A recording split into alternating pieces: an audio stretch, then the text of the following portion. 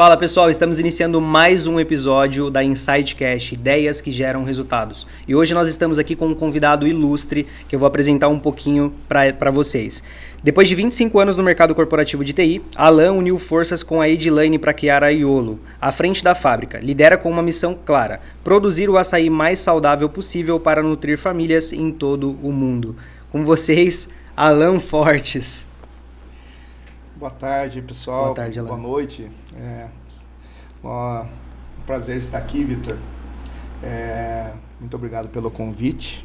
Falar um pouquinho do Alan Fortes, né? Você falou um pouquinho aí, ficou até... De forma bem resumida, né? Mas você fica até legalzão, assim, né? Mas eu sou um cara simples, cara. Eu sou cristão, marido da Edilane, pai do Vinícius, que é casado com a Stephanie. Quantos anos, Vinícius? Vinícius tem 27 anos. Vinícius está à frente de uma das nossas empresas do grupo, que é a Iolo Festas, né? Eventos. Legal. E nós somos uma empresa familiar, cara. Depois de 25 anos trabalhando numa empresa de TI, como diretor de TI, a gente resolveu empreender. A Edilane, nós abrimos a fábrica do Alan Alimentos há 12 anos atrás, 2014. De lá para cá, a gente veio construindo uma história no Brasil e fora do Brasil, com açaí, cremes de frutas, né, e sorvetes em geral, né. Que legal, cara. Uma primeira pergunta, Alan, agora fiquei até pensativo aqui, por que do Alan?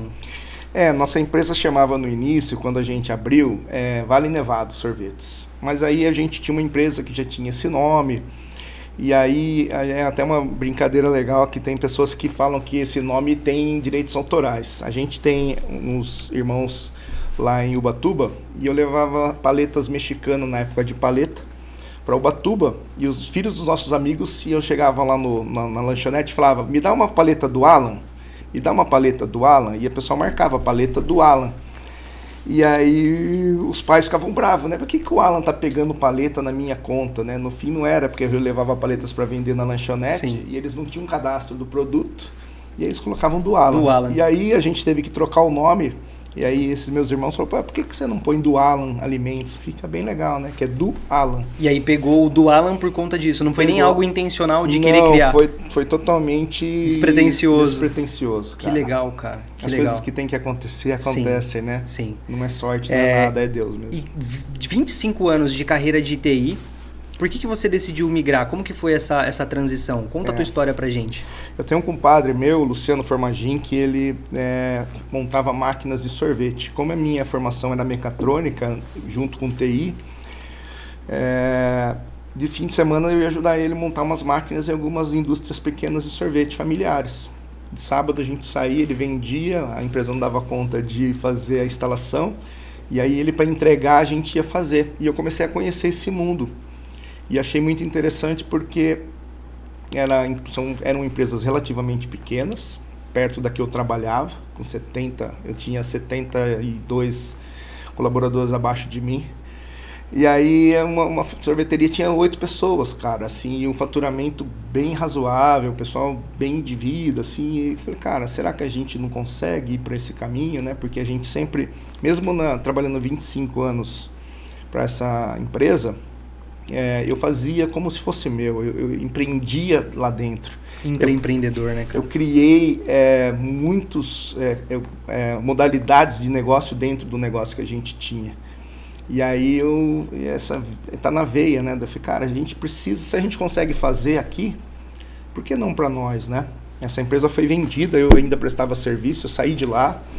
Hoje ele é um conselheiro, ele foi nosso sócio nos Estados Unidos, ele é meu amigo, meu padrinho de casamento. Então, assim, ele está com a gente até hoje, porque ele também confia, né? A Edilane trabalhou lá por 12 anos também, então foi nesse caminho aí. Que legal, cara. E essa transição que você fez, ficou 25 anos dentro dessa empresa para depois você tomar essa decisão de montar a sua própria, né? E aí você acabou montando a tua própria. Inicialmente você pontuou para mim, até conversando ali no WhatsApp, que você tinha uma operação meio que terceirizada no começo. E essa operação, como que funcionava antes? Você tinha ela terceirizada para alguém que era um cliente seu, um fornecedor? Como que foi para descobrir essa fábrica? Nós iniciamos as nossas operações da indústria de sorvete do Alan, né? a gente começou só com industrialização para terceiros. A gente conheceu um fabricante, um produtor de açaí do Pará, e ele precisava de alguém que produzisse aqui para ele. Ele foi o nosso primeiro sócio na indústria. Muitas empresas e muitas marcas de açaí, é comum essas marcas não terem fábricas, porque o chão de fábrica é algo difícil de lidar assim, a mão de obra é complexa. E muitas vezes as marcas investem na marca, no comercial, eles não querem ter essa complexidade de ter uma indústria. E na época acho que só tinha umas 2 ou 3 no estado de São Paulo que produziam açaí para terceiros. E a gente fez esse projeto para a Mormai em 2014, a fábrica nasceu nesse projeto. A Mormai é uma licenciadora famosa de esportes, né? E ela queria montar um açaí, mas não queria ter a fábrica. Então, um dos diretores de lá abriu uma empresa, licenciou a marca açaí e a gente começou a fazer para eles. Então, nesse início, a gente ficou acho, quase 6 anos, desses 12, praticamente fazendo açaí para outras marcas. E não tínhamos açaí nosso, do food service, o açaí do Alan, na loja de fábrica, mas não tínhamos um comercial. Assim, a gente não tinha intenção de ter um produto próprio. Durante 6 anos a gente fez basicamente terceirização. E aí depois foi onde você teve essa ideia do precisamos montar uma marca própria. Essa intenção e essa vontade de criar uma marca própria, ela veio de uma necessidade, Alan, de algo que você pensou ali por mudança comportamental de mercado, consumo, alguém te deu um toque, por que você teve essa ideia de criar uma marca própria? A terceirização é bastante interessante porque ela paga a conta do negócio. Porém, você depende da força de venda da marca. Então, por exemplo, não vou falar nome, mas a gente tinha uma marca lá que era de um parceiro. Ele era um senhor. Então, assim, ele vendia o que era suficiente para o mês e já deu a grana aqui que eu preciso para sobreviver, ele parava de vender. A fábrica não para os custos. A fábrica começa dia 1º e termina dia 30 com custo de energia, câmara fria ligada 24 horas, colaboradores que você precisa ter para aquele volume, e o volume não vinha. A gente tinha muito tempo ocioso de área fabril e é custo alto. Então eu falei, cara, a gente precisa ter uma marca, a gente precisa controlar a força de vendas, porque senão você não consegue crescer. E é muito ruim você depender da força de venda que você não controla. A gente fazia o produto, esperava o caminhão chegar, o caminhão carregava e ia embora, acabou o trabalho. Se não houvesse outros pedidos para aquela marca, né? Se o cara não vendesse, nós ficávamos sem trabalho. E ficamos muito tempo nesses 6 anos. Posso dizer assim, com certeza que pelo menos 2 anos desse tempo a gente ficou com a fábrica ociosa. Caramba, cara. E isso é muito importante você falar, porque eu costumo falar uma frase que inclusive está listada na biografia do meu Instagram, que é: todo negócio cresce até o limite da sua arquitetura.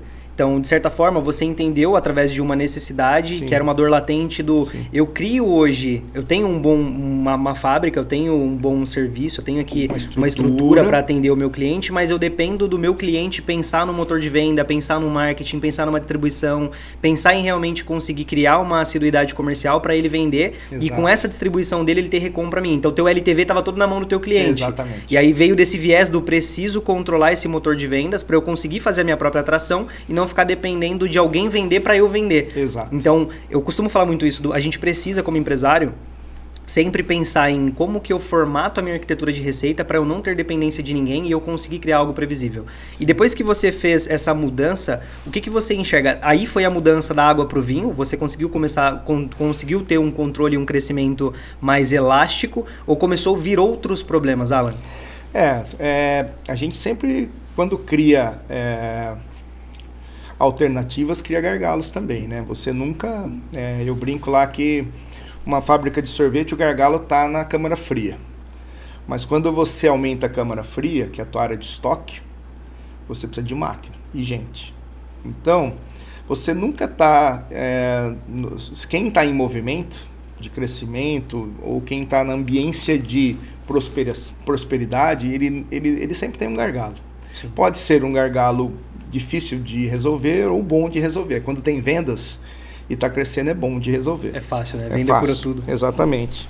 Mas a gente, quando a gente mudou para essa visão, a gente sempre teve muitos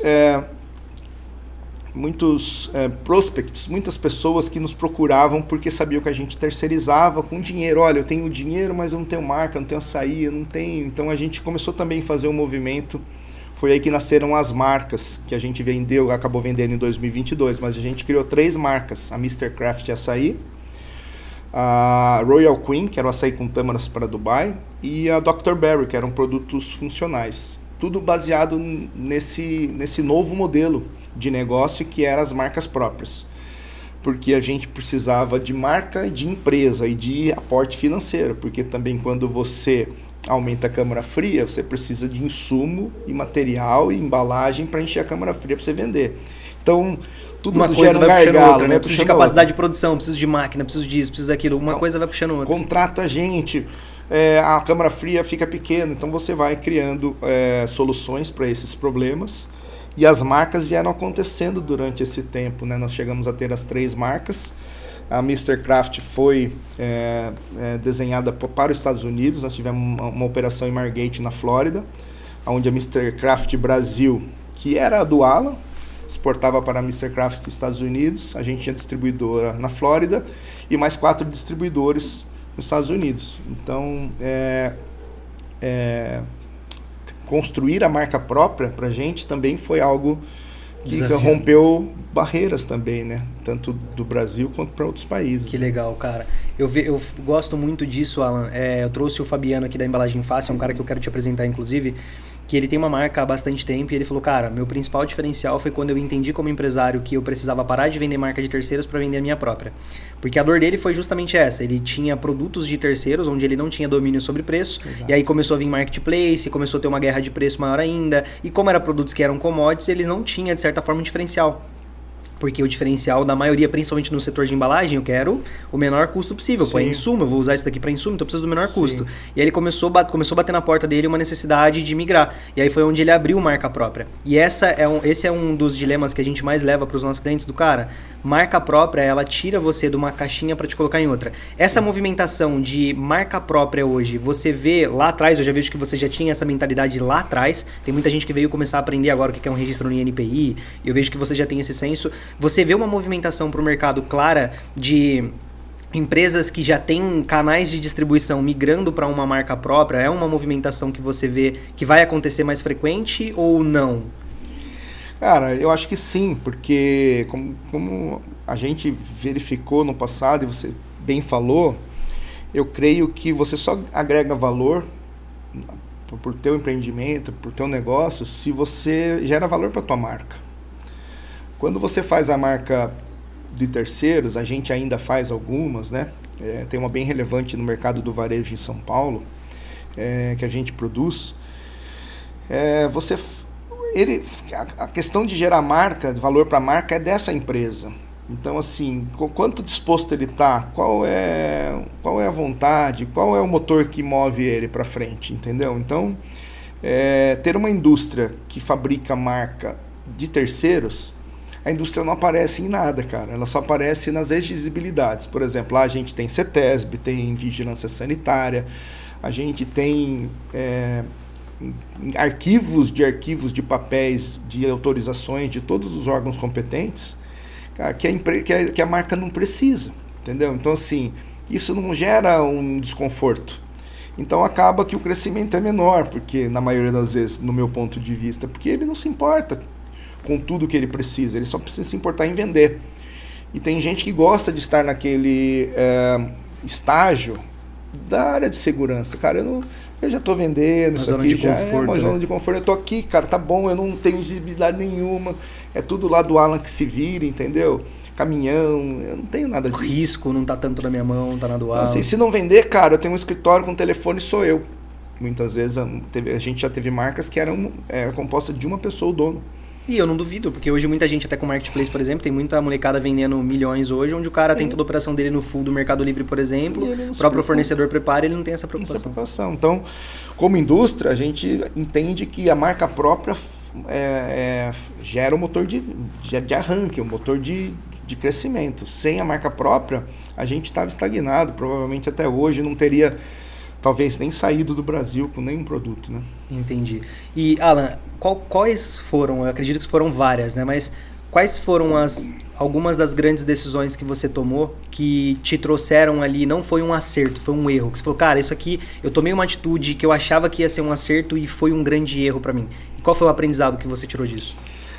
Cara, nós tivemos um grande problema que foi gerado de algumas decisões que a gente tomou, e que foi em 2022, quando nós tivemos a destruição total ali da nossa indústria ali na Várzea Paulista, baseado numa obra irregular que a prefeitura fez, e derrubou 4 galpões lá, e um deles era o nosso, né?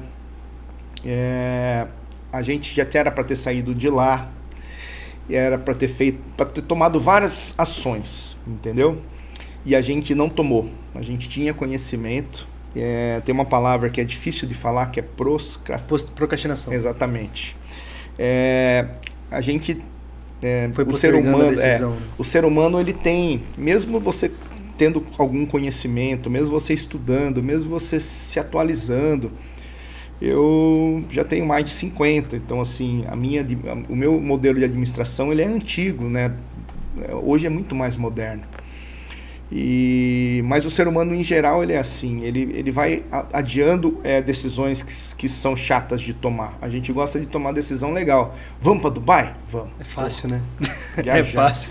A resposta é óbvia. Vamos montar uma empresa nos Estados Unidos? Cara, pô, quem que você conhece que tem uma empresa nos Estados Unidos? Pô, legal. Vamos juntar 3, 4 caras que tenham uma condição de aporte e tal, vamos vender uma parte da empresa e vamos. É muito fácil tomar essas decisões de crescimento, de coisas novas. Mas e aquelas do dia a dia que são difíceis, entendeu? De fechar uma loja, de dispensar algum colaborador importante que você precisa dispensar por um motivo que seja, a troca de um endereço, é muito difícil. Então, assim, foi um fundo do poço, porque a gente teve que vender essas operações, a gente praticamente ficou sem marca de novo em 2022, né? A gente teve 4 meses sem produzir nada, a gente teve que dispensar todos os colaboradores. Foi um prejuízo de alguns milhões. Caramba, cara. Porque todas as máquinas foram deterioradas com o barro, a gente ficou com quase 500 metros quadrados de 1,80 m de barro dentro da indústria. Perdemos todos os insumos, tudo que estava no chão. Meu Deus. Isso passou, né? O Dircélio, que é um repórter conhecido, passou na TV aqui da região. E isso, a gente tem a certeza que foram 2 coisas, né? Primeiro, a gente tinha que passar, era uma fase que foi necessária. Fase que foi necessária, Deus sabe de tudo, a gente tem com a gente isso. Mas foi uma fase que a gente deixou de tomar decisões, que a gente tem essa consciência que se a gente tivesse tomado, não poderia ter acontecido, mas a gente estaria falando de um outro contexto, né? Mas a gente vendeu todas as marcas, essas 3 que eu já disse antes. A gente ficou só com a fábrica desmontada. Então foi 4 meses de incerteza, de dizer assim, eu acho que a gente vai ter que voltar a fazer programa de computador, eu e a Edilane, a gente vai ter que voltar para o mercado. Graças a Deus a gente não ficou com dívidas, né?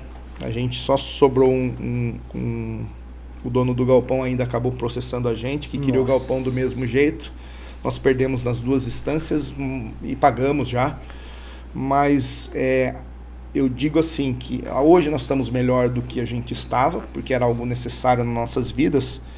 Mas o que fica de lição eu tinha que fazer.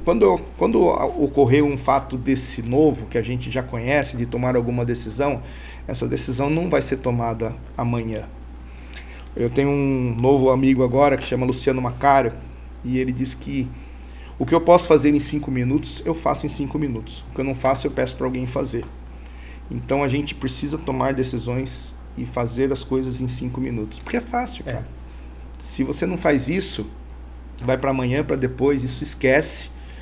E aí você não elimina um contrato de aluguel, e aí você não pode sair porque ele se renova automaticamente, acontece esse fato desse. Justamente por uma decisão que você não tomou. Em 5 minutos. Que era só falar assim, cara, vamos sair. Manda lá o documento que a gente não vai renovar o contrato. Eu não teria nem que ter pago agora o prédio, porque eu paguei o prédio. Além de perder tudo, eu precisei pagar o prédio de uma decisão de 5 minutos, que era manda o e-mail lá, que a gente não vai renovar o contrato. Isso aí é corte, hein? Decisão de 5 minutos. Uma decisão de 5 minutos que custou milhões. Milhões. Cara, mas isso é muito bom. Porque E não é só vida boa, né, cara? Não é só bonito. Mas é isso que o empresário pessoal tem que colocar na cabeça. Não é rico, cara, só de coisas boas. Ele vive de decisões difíceis todos os dias. A gente, como empresário, eu falo isso porque eu vivo isso na prática. A gente vive o princípio da palavra empreendedor, na sua naturalidade, é resolver problemas. Ou seja, a gente vai estar a todo momento lidando com decisões para resolver problemas, para ser uma solução. Sim. E às vezes tem muita gente que não tem a autorresponsabilidade de falar, cara, eu errei. Porque era uma decisão que eu deveria ter tomado. Eu sabia, eu tinha consciência que poderia se tornar um problema maior, mas eu não tomei a decisão. E foi legal que você falou, pô, eu aprendi com isso e agora eu sei que as decisões que eu tenho que tomar, que são realmente que são decisões de grande cunho para o meu negócio, se eu posso fazer em 5 minutos eu faço, se eu não posso eu vou terceirizar para alguém, mas eu vou decidir de alguma forma. Tem que haver a decisão. Não decidir também é uma decisão. Eu acredito firme nisso. Quando não fazer nada é fazer alguma coisa. Mas se não fazer nada, de repente, ele não está ligado a decisões que impactam diretamente, né? Por exemplo, eu não vou me relacionar com tal empresa. Então, eu vou responder que eu não quero, dizer um não, entendeu? Mas eu vou ficar estático, eu não vou me movimentar para aquilo, né? Não se movimentar para alguma ação também é uma ação. Mas não podemos ser irresponsável, né, cara? A gente não pode deixar de ser, eu vou ficar quietinho aqui e nunca vou fazer nada. Porque quando você decide não fazer nada, alguma coisa vai acontecer dessa ação. Então, é difícil a gente entender isso quando é mais novo, né? Eu estou falando que isso aconteceu em 2022, né? Assim, eu não era tão novo, mas a gente vai... quando as coisas vão dando muito certo, a gente acha que é super-herói, né? Principalmente empreender no Brasil, né? Nós somos bonzão, nós somos fera, entendeu? Eu sou bom.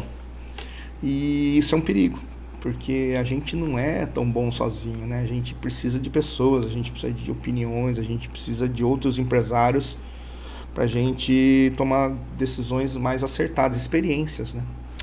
Pessoas precisam de pessoas certas. Essa é uma frase que eu repito muito. É verdade. Você, em algum momento, você acabou de falar de algo que eu também vejo bastante, que é sobre o ego, do eu sou o suficiente, não, eu sei fazer, eu isso, eu aquilo. E a gente sabe que não é assim que funciona. Não. Você se considerava antes, quando mais jovem, alguém que tinha um ego mais acentuado e por conta disso você teve alguns problemas e por isso hoje você enxerga?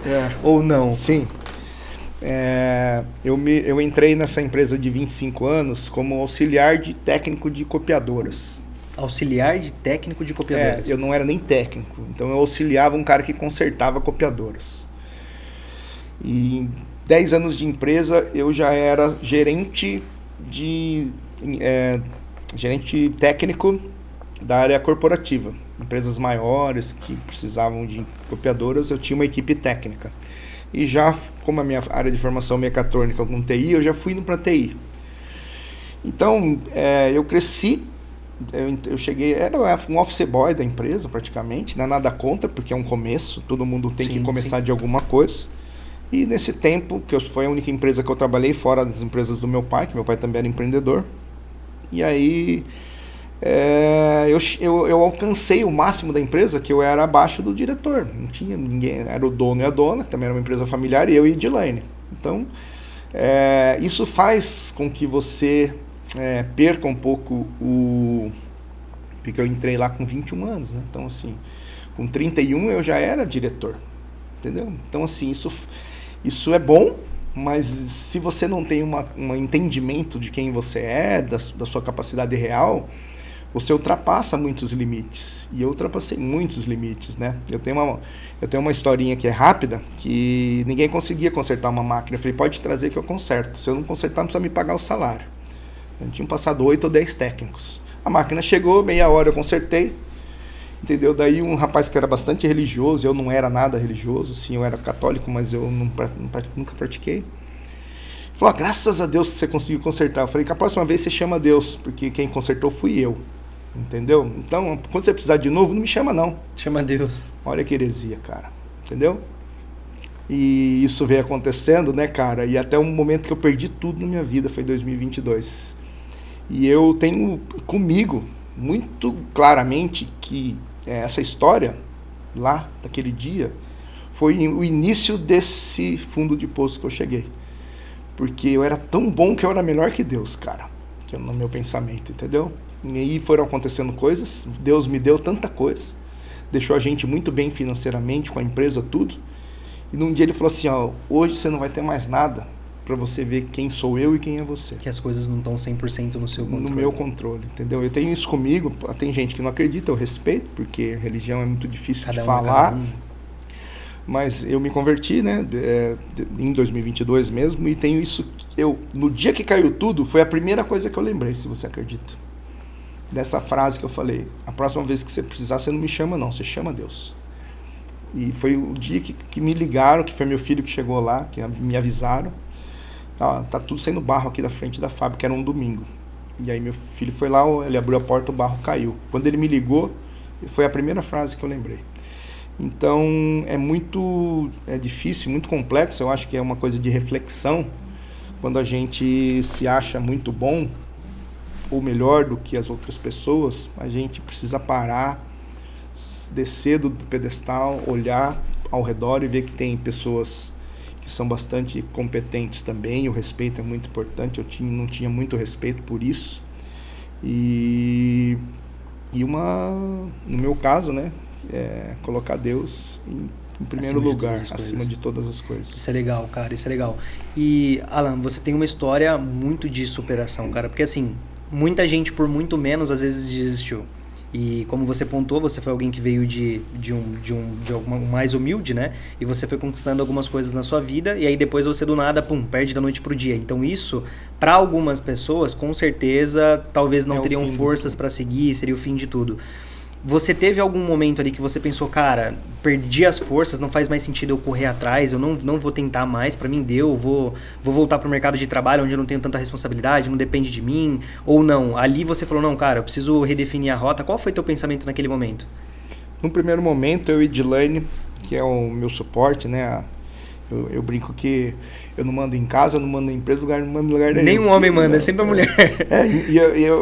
Lá eu também não mando na empresa, né, porque ela que toma conta de tudo, mas a gente divide, é uma brincadeira, a gente divide lá as funções, mas nós chegamos à conclusão que a gente não iria mais, porque depois de 4 meses nós fazíamos o açaí do Oba, da marca própria do Oba. Legal. Hortifruti, que é uma rede muito grande.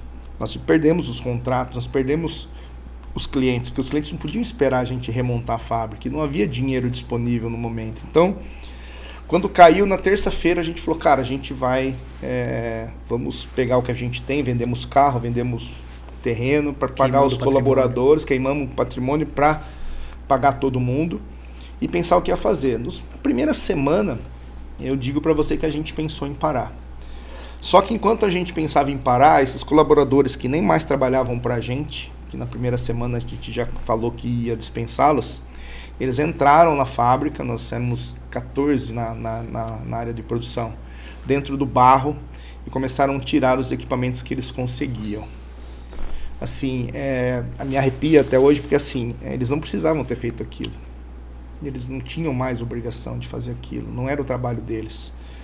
E aí um deles, que era um dos líderes lá, ele falou, não, nós vamos tirar, nós vamos recuperar o que a gente conseguir, e nós vamos remontar, porque a gente tinha um galpão na mesma avenida que era onde ficava o estoque, embalagens, uma parte da câmara fria que ficava lá, que não cabia tudo naquele galpão.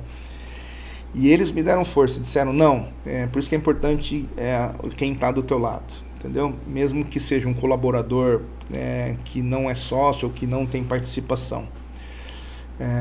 Porque nós somos, a empresa é feita de pessoas, né? E aí, eles que... Depois de 2 semanas, eles que nos encorajaram. Deram força. Falaram, nós não vamos acabar aqui, nós vamos continuar. De lá, dos 12, nós temos 2 ainda que estão com a gente, até hoje. Oportunidade de negócio, de trabalho, foram saindo, sim, né? Sim. A gente acabou ficando menor com o tempo, porque a gente perdeu os contratos grandes e vendeu as marcas. Naquela semana a gente também vendeu as marcas, então a gente também já não tinha mais um volume de produção para fazer. Mas o que sobra disso, né, cara? Que você precisa estar rodeado de boas pessoas, né? De bons profissionais e de boas pessoas. Isso é muito legal. A gente tem um costume como brasileiro, hoje infelizmente a gente vê todo lugar alguém colocando o empresário como inimigo do trabalhador. Malvadão. E não é assim que funciona. A gente sabe, obviamente, que tem muita gente que realmente tem uma mentalidade que é ruim, e o cara é um empreendedor e ele acaba olhando para as pessoas de uma forma indevida, mas tem muitos empresários que têm uma mentalidade boa de olhar para as pessoas e falar, cara, ninguém que está aqui trabalha para mim. Minha empresa, ela é um viabilizador, ela é uma ponte entre o que essa pessoa quer ter de realização, uma carreira corporativa, ou essa pessoa querer se tornar um sócio. Eu sou uma ponte para a realização disso. E isso é muito legal de você ter falado, porque é uma história que eu nunca ouvi algo assim. De, colaboradores que você tinha demitido, que às vezes poderiam olhar com, cara, vou gastar meu tempo com isso, vou gastar meu tempo procurando outro trabalho. Sim. Eu estou desempregado agora, o cara acabou de me demitir. E não, foram lá e realmente se encorajaram vocês para realmente buscar. Eu vejo que você tem, com essa história, você, eu até também sou religioso, né? E acho que foi na segunda-feira retrasada, a gente tem um grupo de oração onde o pessoal estava falando sobre perseverança. E a tua história, ela mostra muito isso, sobre perseverança, sobre, aconteceu tudo de ruim e eu poderia ter desistido. Mas hoje, graças a Deus, pelas pessoas que você tinha do teu lado e pela decisão de não desistir, hoje você com certeza muda a vida de outras pessoas também. Tem outras pessoas no meio envolvidas. Sim, a gente acaba... Sendo exemplo mesmo, né, cara? Porque os próprios colaboradores falam, cara, olha a situação, né?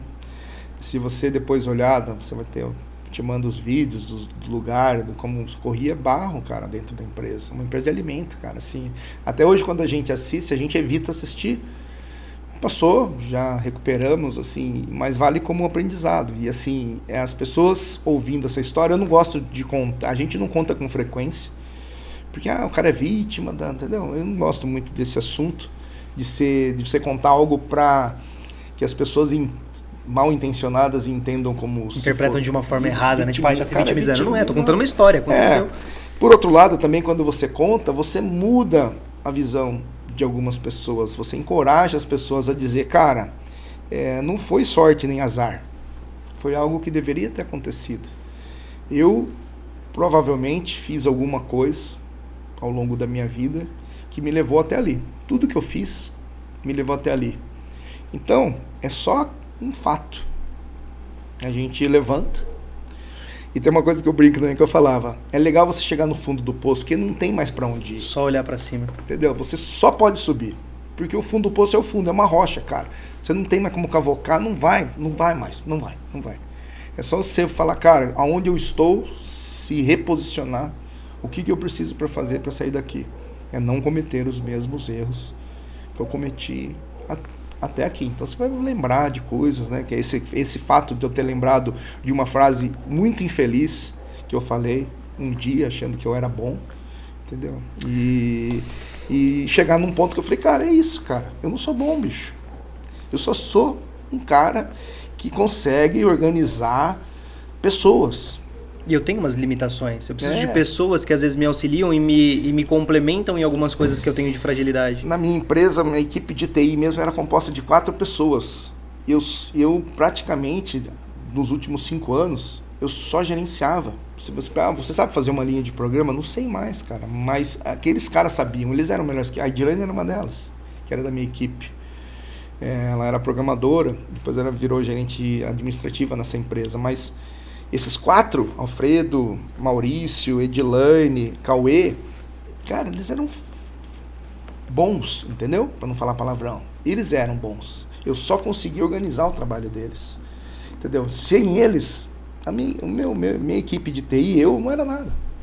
Só que você demora para entender algumas coisas e você precisa aprender, né, a lidar com ego, com as coisas que são suas, né? No meu caso, que eram minhas, né? Então... isso é um aprendizado, né, cara? Pô, que legal, cara. Aí você pode ter certeza que você passou uma mensagem para muita gente. E entrando para um outro âmbito, quanto você vê que a tua esposa, ela te acelerou? Ela foi um fator para você ter crescimento? Ou não? Você acredita que você chegaria onde você chegou mesmo sem ter ela do teu lado? Não, cara. Eu devo toda a minha vida profissional e minha vida da minha família à minha esposa. Ela sustenta tudo. O alicerce. O alicerce. Então, assim, ela me segura, porque eu quero sempre fazer um novo projeto, eu sempre quero... É mal do empreendedor, né? Sempre querendo caçar sarna para se coçar. Sabe o Pink, o cérebro, cara? Sim. Tive uma grande ideia, cara, eu quero fazer. E ela é a que está do outro lado segurando, falando, não, cara, nós me segura, não, DDS, vem aqui, não vá lá. Entendeu? Porque a gente se completa muito bem nisso. Ela é muito organizada, ela é do planejamento. Eu até brinco, né? Aqui eu criei uma palavra, que eu sou do fazejamento e ela é do planejamento. Então a gente se completa. E eu acho que toda empresa ou todo empreendedor precisa dessas...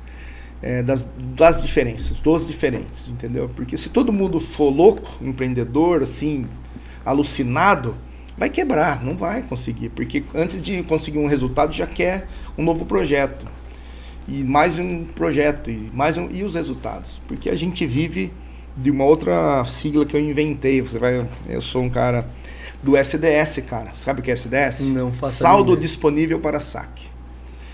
Se a empresa não sadia, se ela não tem saldo disponível para saque, ela perde toda a função. Por quê? As pessoas ficam nervosas. Quem paga a conta, quem é dona do cartão de crédito que é de ele fica louca. Quando eu faço alguma aquisição, quando eu quero fazer um projeto, você precisa de dinheiro, cara. Então, assim, se não tem o outro lado que segura, como faz? O dinheiro não é infinito, né, cara? Ele é finito, ele troca de mão, é o certo, mas ele não é infinito. São recursos finitos, né? Então você precisa ter essas pessoas, quem planeja, quem executa, quem pensa, quem fala não, agora não é o momento. Isso é uma construção que não está numa pessoa só. Uma pessoa só não tem. Eu não conheço ninguém, a não ser Também Deus não. Que é perfeito, que sabe de tudo. Eu também não. Pessoas são um complemento de pessoas. Exatamente. O que você enxerga, Alan, como um dos principais erros? Se você quiser citar mais, fica à vontade, tá? Tô te perguntando mas se você falar, Vitor, é um conjunto de coisas, cara, cita. O que você enxerga como um dos principais ou os principais erros que os empresários cometem às vezes no negócio? Falta de clareza, falta de olhar para número, falta de se relacionar com pessoas, de estar em ambientes... O que você enxerga como principais erros hoje dentro desse contexto? Eu acho que é um apanhado de coisas, né? É um apanhado. Mas a gente, por muito tempo, a gente teve dificuldade em precificar. Nós fazemos produtos, já falando de produto, né? A Dualo, hoje a Iolo, produz sorvetes que o mercado está começando a produzir agora, a gente já produz há 3 anos. Como que comunica isso? Como que o cara que está comprando o sorvete, o creme de pitaia da Iolo, sabe que não é um sorvetinho, um sorvetão. A gente carinhosamente chama sorvetes tradicionais de sorvetão, sorvetinho. Como que o cara faz para saber isso? E como que eu cobro por isso? Porque existe uma marca de sorvete bastante famosa agora aí, que ela se posicionou como sorvete premium. E ela cobra por isso, e o cliente vê valor nisso. Entendeu? Provavelmente o sorvete dela não custe tanto quanto um outro. Mas ela conseguiu fazer com que esse preço seja enxergado como valor. Percepção de valor. E aí ela se posicionou, né, e consegue vender lá sorvete a 80 reais o quilo, né? Que é algo assim que qualquer sorveteiro, né, gostaria muito, de fazer. Né? Então você não ter o controle de custo e não saber se posicionar no mercado é uma coisa...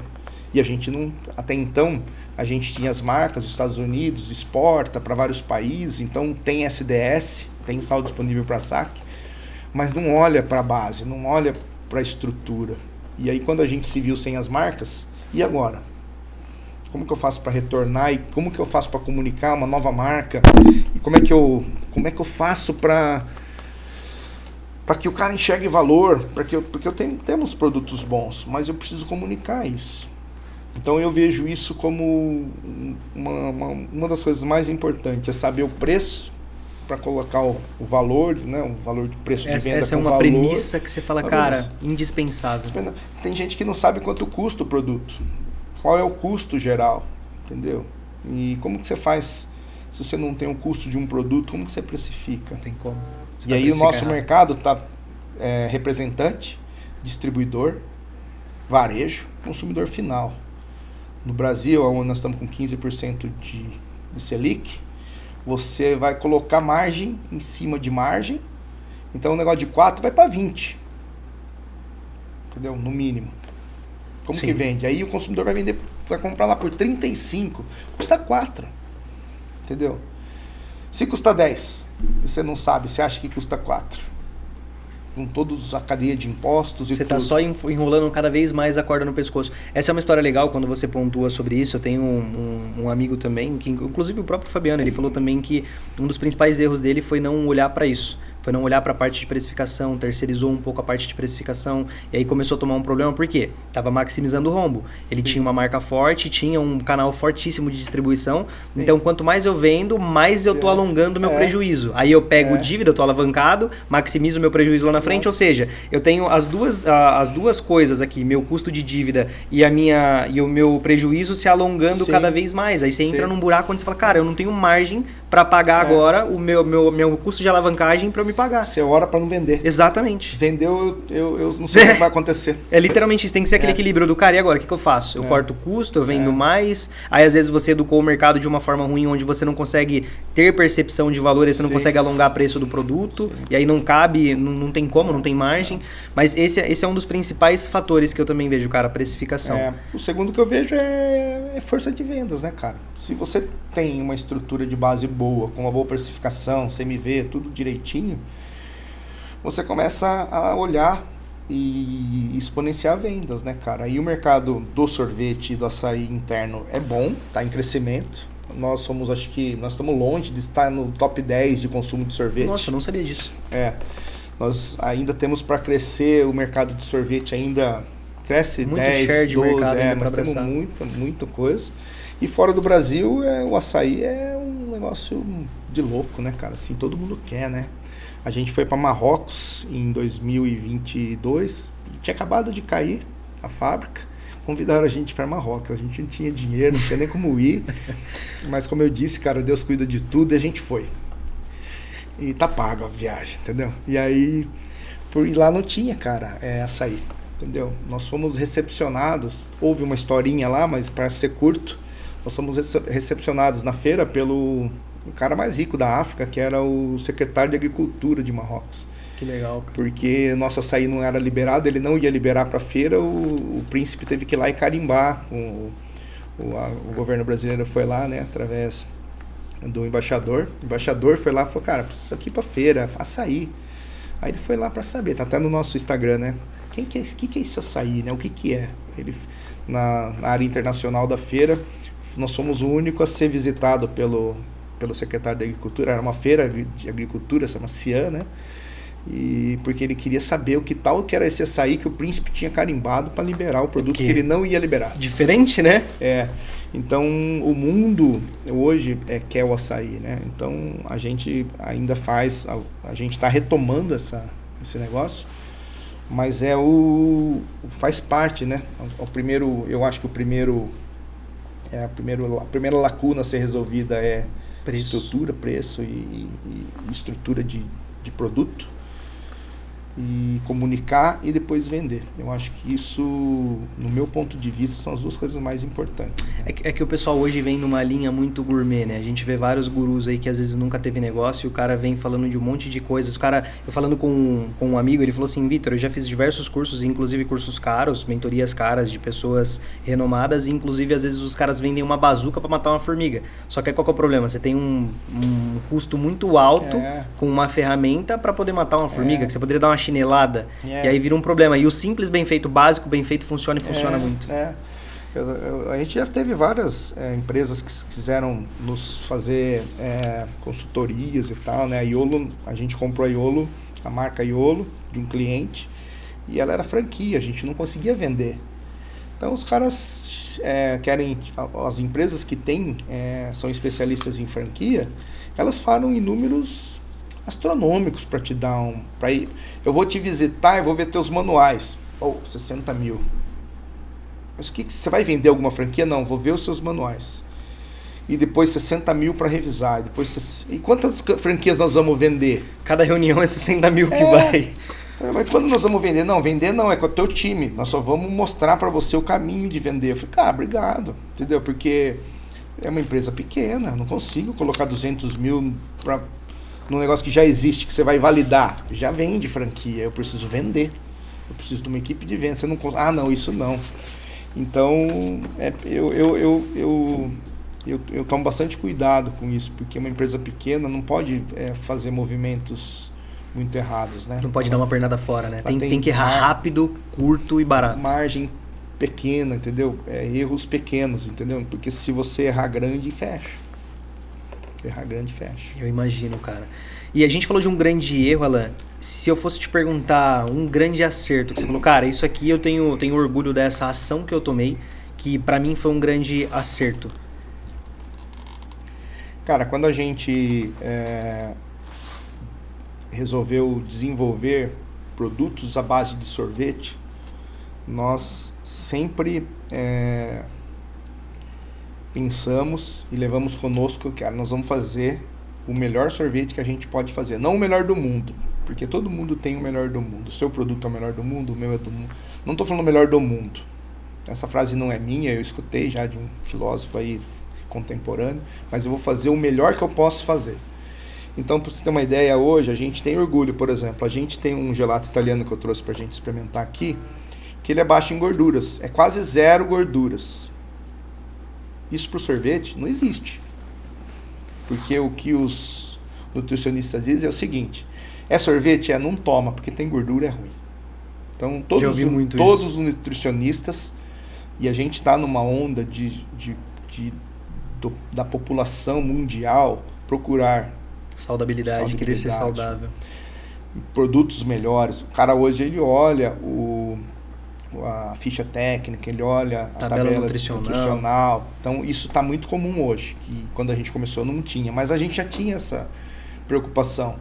O slogan do Alan, depois que a gente fez o site, tá na tela hoje, o site não está tão atualizado, mas é alimentos saudáveis para as nossas famílias. Então, o que eu digo lá para os meninos, cara, você faz esse açaí, então você leva para o seu pai, para sua mãe, para o seu filho comer. Porque se eles puderem comer, qualquer um pode. Entendeu? Porque é o cara que está fazendo. Se você está produzindo e confia em levar para tua família, eu tenho certeza. Eu posso vender para qualquer um. Sim. Então hoje a gente faz produtos zero lactose, que a gente chama de vegano. A gente começou a fazer isso há 5 anos atrás, não existia. Você é louco, entendeu? Você não vai vender. Não vai ter aderência, Quem gosta de sorvete gosta de gordice. De açúcar. Cara, Então nosso açaí não é alto em açúcar. Nossos concorrentes, 95% colocam na caixa lá, alto em açúcar. O nosso não é, pouco açúcar. O nosso não tem gordura, alguns produtos, não tem lactose, não tem glúten. Então a gente fez um zero agora, que em vez de, pra gente não tirar o açúcar e não tirar a gordura, a gente colocou óleo de coco, que para muitos é remédio. Passa no cabelo, na pele. Consome remédio em farmácias de manipulação, o óleo de coco, né? Como remédio. Tem fibra de laranja, porque a gente sabe que boa parte das mulheres tem problemas intestinais. Então, ele sempre foi meio funcional de alguma forma, entendeu? O açaí com tâmaras que a gente levou para Dubai, que a gente desenvolveu a pedido... a história de Dubai vou depois, mas esse açaí, cara, ele é adoçado com mel de tâmaras, que é um mel, um açúcar, que ele é recomendado pela Associação Brasileira lá dos diabéticos, entendeu? Então, que assim, legal, esse açúcar pode, claro, ele pode num limite, mas para quem não pode nada, poder alguma coisa tudo em excesso faz bom. Mal, né? Tipo, tudo em excesso faz mal. Então, acho que isso é um grande acerto, porque até hoje, a gente nunca teve alguém... Teve um cara que falou assim, cara, esse sorvete de manga aí, eu não compraria de novo, mas não porque ele é ruim, é porque eu não gosto de manga, entendeu? Mas esse talvez eu comeria. Então, todos os feedbacks que a gente teve de produto, eles são positivos. Eu nunca teve alguém que falou assim, nossa, aquilo... Porque a gente não lança. A gente demorou acho que 3 anos para lançar o primeiro açaí zero. Toda vez que chegava na minha mesa, eu falava, não quero, não vai lançar. Entendeu? Porque se não é uma experiência... Nós estamos falando de alimentação, né? Não é só valor, preço. Porque pode ser caro ou barato. Mas se você coloca e tem uma boa experiência, você experimenta e fala, cara, sabe, tem que ter É uma experiência, é diferente, né? Aí, cara, então enquanto lá não lança nada que não fala, sabe? Assim, se não tiver esse a mais, não vai. Não vai. E a gente usa as coisas naturais, né, cara? Assim, a gente tem algumas algumas coisas que a gente faz lá, por exemplo, alguns produtos levam suco de limão natural, concentrado, e não levam ácido cítrico, que isso é um conservante natural. Então, produtos que não levariam esse produto. Então, assim, a gente tem algumas coisas que a gente faz lá que é fora da caixinha. E talvez eu acho que isso, eu tenho comigo que isso é o melhor acerto que a gente fez. Porque a gente tem fã. A gente não tem consumidor, entendeu? Essa semana a gente lançou o mês passado o açaí do Beach, voltado a um marketing de nicho. Bem mais nichado. E aí, a gente entrou eu jogo bola desde criança, a Edilane foi profissional do handball em Jundiaí, e a gente sempre foi do esporte. E ela voltou agora pro handball, pro beach tênis, né? E agora a gente tá patrocinando o Joca Cunha, que é sub-12 da Seção Paulista, e a gente falou, precisamos fazer um negócio nichado. Aí a gente foi num evento e distribuiu o açaí do beach pra galerinha lá do sub-12. Porque tá num lugar que você não conhece, né, cara, que vende açaí, eu peguei lá 12 potinhos e dei, só, cara, é sub-12. Passou uma semana, uma mãe ligou lá no nosso saque, falou, cara, você vende açaí e tal, eu vi que tem o Joca lá 10, que é 10%, mandamos. O moleque fez, o menino, o João Molina, fez um vídeo, cara, no Instagram pra nós, sem nós pedir, falou, cara, esse é o melhor açaí que eu já tomei, Joca, cara, você me fez aqui uma propaganda, cara, e esse é o melhor açaí do mundo, entendeu? E postou um collab com a gente. Nossa, lá. Que feedback. Entendeu? Você é uma criança, cara, de 12 anos, cara, e eu não pedi nada, ninguém pediu Foi nada. uma a mais, né? Foi uma a mais, então eu acho que isso é que move a gente, esse é o nosso motor lá hoje. Que mais que venda, mais que fazer produtos onde a gente tenha essa aceitação do público. Cara, mas isso é muito legal assim, isso é muito legal. Uma história, né? O próprio Flávio Augusto, ele fala disso, que não adianta você criar um produto ruim e ter um motor de distribuição muito grande, porque você vai distribuir, mas você vai frustrar na mesma proporção. E aí qual que é o problema? Você vai vender uma vez só. E a premissa de todo negócio não é vender uma vez só, é criar a comunidade, é criar essa recorrência, é o TLTV. Todo negócio é a premissa do LTV sobre CAC. Sim. É o quanto eu gero a mais de valor e quanto que eu pago mínimo de custo de aquisição de cliente. Sim. Ponto. Até pra gente encaminhar pro final, Alan, antes eu gostaria que você contasse, a gente tem em torno de 6 a 7 minutos, eu gostaria que você me explicasse dessa história de Dubai. Como que foi essa história de Dubai e esse açaí que você manda para lá com tâmaras? A gente recebeu, como todas as outras marcas, né, a Júlia era uma parceira, ela hoje vende perfumes árabes, ela é do mundo árabe, ela é brasileira do mundo árabe. Eu falou, sou cara, fã de perfume árabe, cara, é gostoso. A gente queria muito, cara, ter uma loja de perfume árabe que eu vou te... de Jundiaí que eu vou te indicar. E aí, ela falou, cara, a gente precisa fazer um açaí. Eu vou estar na do GoFood lá em Dubai, que eu sempre vou, e eu tenho muito contato com a Câmara Árabe. Eu gostaria de fazer um produto que é genuinamente brasileiro com genuinamente árabe, que é açaí e tâmara. Falei, cara, difícil, porque é de açúcar e tal. Na hora eu não quis muito dar atenção, mas acabei pegando. Falei, vamos fazer. Aí a gente montou a Royal Queen e foi para Dubai, cara, nessa feira. Nós fomos convidados pela Câmara Árabe, estamos no stand da Câmara Árabe. E lá tinha o Issam lá, que era um brasileiro lá, que eu já contei anteriormente, e ele quis ser o nosso distribuidor da Mr. Craft. E aí ele levou o Mr. Craft e o açaí com tâmara. E o açaí com tâmara foi um sucesso lá, porque o árabe ele não estava acostumado a ver aquilo no sorvete, né? Ele estava acostumado, ele come a tâmara e põe lá o mel de tâmara em cima do alimento, mas em forma de sorvete com açaí não. E aí foi assim, um misto de sucesso com surpresa, né? Eles não entendiam aquilo ainda. Eles hoje ainda preferem o açaí com guaraná, porque santo de casa não faz milagre, né, cara? Eles já comem a tâmara de outra forma. Então, mas ainda tem. Nós estamos com um movimento em Oman agora, que é novo, da marca Iolo. E eles adoraram, cara. Os omanos lá adoraram. A gente mandou a amostra, inclusive segunda foi a terceira amostra. Foi ontem eu despachei uma amostra para Oman e a gente vai provavelmente fazer negócio lá. E uma solicitação assim despretensiosa, entendeu? Lançou um produto que agora vende tanto aqui, mais aqui do que lá. Porque pra gente a tâmara é cara e não é comum, né? Então hoje tem o Dr. Lanza, que é um nutricionista da cidade aqui, muito famoso, ele recomenda para os pacientes dele, porque ele nada na dieta dele tem açúcar, e o único sorvete, né, que ele recomenda por ele. Então a gente tem quase todos os clientes do Dr. Lanza, de Jundiaí, como clientes nossos. A gente até fez um site da Iolo, do Alan, que na verdade está na Iolo agora, Iolo Açaí, com você, né, iolo.com.você, que lá tem porque os clientes dele falam, cara, eu preciso ir na loja, é difícil, não acha no mercado. Então faz um site, a gente compra lá e você manda entregar. E a gente fez o site meio que para isso, para atender essa demanda desse açaí com tâmara no Brasil. Que legal. Entendeu? Fenomenal, que história. Alan, até pra gente encaminhar, cara, pro final, a gente sempre pede um grande insight, isso da tua cabeça, pegando de surpresa mesmo, um grande insight para você deixar para os empreendedores. Isso pode ser tanto de cunho de negócios ou algum conselho que você tenha para dar ali de algo que você vivenciou na vida pessoal. Fica à vontade, mas um grande insight que você gostaria de deixar para quem está assistindo a gente. Caramba, que responsabilidade, hein? Essa e vem de surpresa ainda. Combinado, você não podia ter... Essa é de surpresa, vem da cabeça. Cara, eu tenho hoje 2 pilares que eu acho que a Edilene concorda, né? Ela não está aqui, mas eu acho que ela concorda. A gente está desde os 17 anos de idade junto.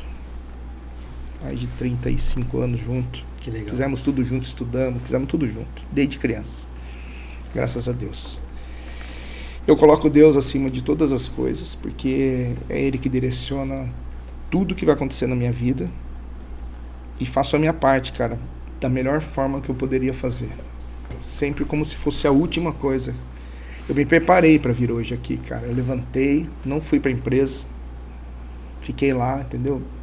Eu vou me preparar, não vou me atrasar, vou chegar 15 minutos antes, vou passar na fábrica, vou pegar os produtos, pedir para deixar os produtos num freezer onde a gente poderia consumir, porque quando fica no freezer fica duro, então eu coloquei, eu quero um freezer de menos 14 graus. Específico. Porque eu vou chegar lá, vai estar na temperatura de consumir, todo mundo vai consumir.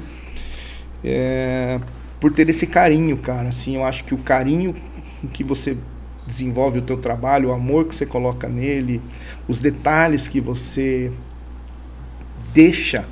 entrega naquele momento, eu acho que faz a diferença no mundo, cara, porque senão vai no assim mesmo, cara, não deu certo, vai assim mesmo, tá, entendeu? Não funcionou, cara, puta, na próxima funciona.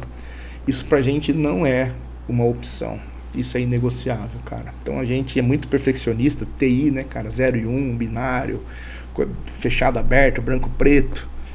Nós aprendemos assim, cara. Então eu acho que colocar Deus acima de todas as coisas e acreditar que vai dar certo e fazer a tua parte, cara. Que também ele não vai fazer pra você não, né, cara? É fazer tudo com excelência máxima. Como Deus se já te deu fosse a última saúde, né, coisa. cara? Já te deu saúde, então é você correr atrás de fazer a tua parte de entregar. Nós precisamos entregar, cara. E se for mais ou menos, cara, o cliente, o fã, ou o cara, o teu parceiro, ou o teu fornecedor, vai te entender. Se a gente não parar e ficar no olho do olho e gastar esse tempo aqui, eu vou fazer o melhor que eu puder agora aqui. Depois, eu tenho um monte de coisa acontecendo aqui. Depois eu vejo. Ver, cara. Aí eu vou gastar meus 5 minutos lá. Sim. Mas os meus 5 minutos, cara, é com você. É atenção total naquilo que eu tô fazendo. Celular em cima da mesa para ficar olhando mensagem, cara, quando você tá conversando com outra pessoa, não faz sentido. Eu costumo dizer isso também, o maior ativo que nós temos hoje como ser humano é tempo. É a única coisa que a gente tem, vai e não volta. Todo o resto a gente faz. O maior ativo é tempo. Então, você estar aqui hoje, cara, eu agradeço, inclusive, porque mostra para mim que você realmente teve ali um apreço, você teve você viu um valor, a percepção de valor de, cara, vou estar lá contando um pouquinho da minha trajetória para ajudar alguém. Com certeza você vai ajudar alguém ali que vai ver esse podcast. E eu gostaria de te agradecer novamente pela participação. Eu que agradeço, cara, assim, para mim é um prazer estar aqui, contar um pouquinho da nossa história e motivar, né, e demonstrar que as coisas acontecem, cara. O mundo não é só flor, principalmente para o empresário. Tem um versículo bíblico, um amigo meu, ele falou que é muito conhecido, que é todas as coisas cooperam para o bem daqueles que são seus. Mas é todas as coisas. Todas. Então, as coisas ruins, as coisas boas, elas Todas. vão vir. Você, tudo serve para você, porque Sim. o que é ruim para você vai te preparar, Amém. vai te fortalecer. Que é o que Amém. você pontuou. Cara, aconteceu um monte de coisa ruim comigo, mas eu não me fiz de vítima. Eu entendi que aquilo era para me preparar, era para me ensinar, era para me mostrar algo que Melhor. exatamente, para eu melhorar, para eu me condicionar Sim. e conseguir entregar meu melhor. Amém. Então, parabéns pela tua história, cara. Obrigado, cara. Obrigado. Bom, pessoal, estamos encaminhando para o final. Foi um episódio excelente com o Alan. A gente vai deixar as redes sociais deles e toda a parte de informação sobre a empresa também destacado nas descrições. O Alan também, a gente vai fazer um story, vai marcar ele para que todos vocês possam acompanhá-lo no Instagram, acompanhar um pouquinho da trajetória da empresa. E eu convido vocês a irem conhecer e realmente consumir o produto para vocês terem essa experiência. Então, agradeço a audiência de cada um de vocês. Esse foi mais um episódio do Insightcast, onde ideias geram grandes resultados. Muito obrigado a todos.